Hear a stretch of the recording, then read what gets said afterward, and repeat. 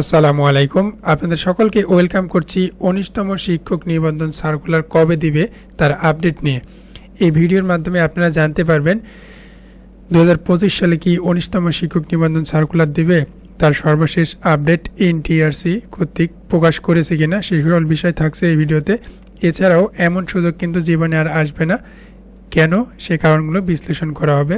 তার আগে আপনাদের বলতে চাই, আপনারা যারা আমাদের চ্যানেলটিতে নতুন, কাইন্ডলি তারা আমাদের চ্যানেলটি সাবস্ক্রাইব করে বেল আইকনটি অন রাখবেন। এতে করে আপনারা ১৯তম নিবন্ধনের যাবতীয় তথ্য জানতে পারবেন। এছাড়া বাংলাদেশের অন্যান্য চাকুরি এবং শিক্ষাগত তথ্য এখানে পাবেন ইনশাআল্লাহ। তো চলুন ফিরে আসা যাক মূল ভিডিওতে। আমরা জানবো ১৯তম শিক্ষক নিবন্ধন সার্কুলার কবে হবে সেটার আপডেট। তবে তার আগে জানবো এমন সুযোগ কিন্তু আপনারা আর পাবেন না বা আর আসবে না। তো চলুন সেটা জেনে নিই কেন বা কারণসমূহ। তো প্রথম কারণ যেটা হচ্ছে, আপনারা এখানে দেখতে পাচ্ছেন ১৮তম শিক্ষক নিবন্ধনে কিন্তু পদ ফাঁকা ছিল প্রায় ১,০৭,০০০-এর মতো, কিন্তু সেই নিয়োগ দিয়েছিল মাত্র ৩৩,০০০ প্রার্থী। এর অর্থ বা এর মানে হচ্ছে রিজার্ভ শূন্য পদের সংখ্যা কিন্তু সেখান থেকে রয়েছে ৭০,০০০ প্লাস, অর্থাৎ ১৮ যে বিজ্ঞপ্তি ছিল সেখানে ১,৭০,০০০-এর বদলে কিন্তু নিয়োগ দেওয়া হয়েছে মাত্র ৩৩,০০০, যেখানে পদ ফাঁকা রয়েছে বা রিজার্ভ রয়েছে ৭০,০০০ প্লাস। এটা একটা কিন্তু ভাইটাল পয়েন্ট। দ্বিতীয়ত, এবার অর্থাৎ ২৫ সালে কিন্তু নতুন করে শূন্য পদ তৈরি হবে আরও ৫০,০০০-এর অধিক।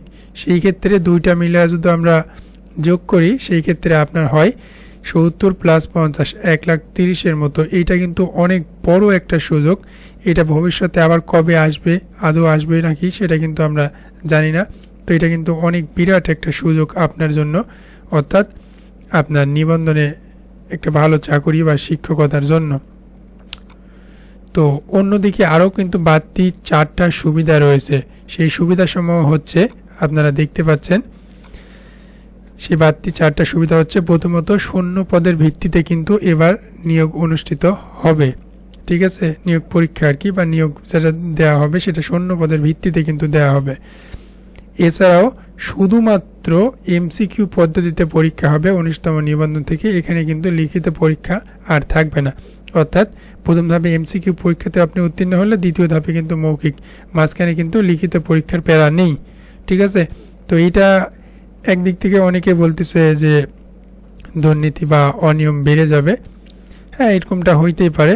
অ্যাট দ্য সেম টাইম এটা কিন্তু আপনার জন্য একটা বিরাট সুযোগও।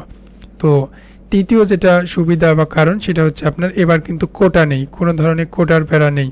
এবার কিন্তু মেধার ভিত্তিতেই হবে। এছাড়াও গণবিজ্ঞপ্তি কিন্তু নেই, সার্কুলারের মাধ্যমেই কিন্তু নিয়োগ হবে। তো অনেক সময় গণবিজ্ঞপ্তি যখন ছিল তখনও কিন্তু আপনার বাড়তি একটা সময় লাগতো বা টাকা লাগতো।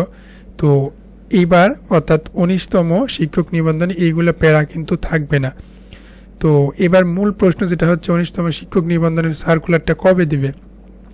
তো আশা করা যাচ্ছে ইনশাল্লাহ চলতি নভেম্বর মাসের শেষের দিকেই দিবে, কেননা ইতিমধ্যে কিন্তু আপনার প্রাথমিক বিদ্যালয়ের সহকারী শিক্ষক নিয়োগ বিজ্ঞপ্তি প্রকাশ করেছে ৫ নভেম্বর। তো এই সার্কুলার কিন্তু আসতে চলেছে ইনশাল্লাহ খুব দ্রুতই। তো এবার জানবো যে আপনি ১৯তম শিক্ষক নিবন্ধনে কোন পর্যায়ে আবেদন করতে কত যোগ্যতা লাগবে সেটা চলুন জেনে নেওয়া যাক।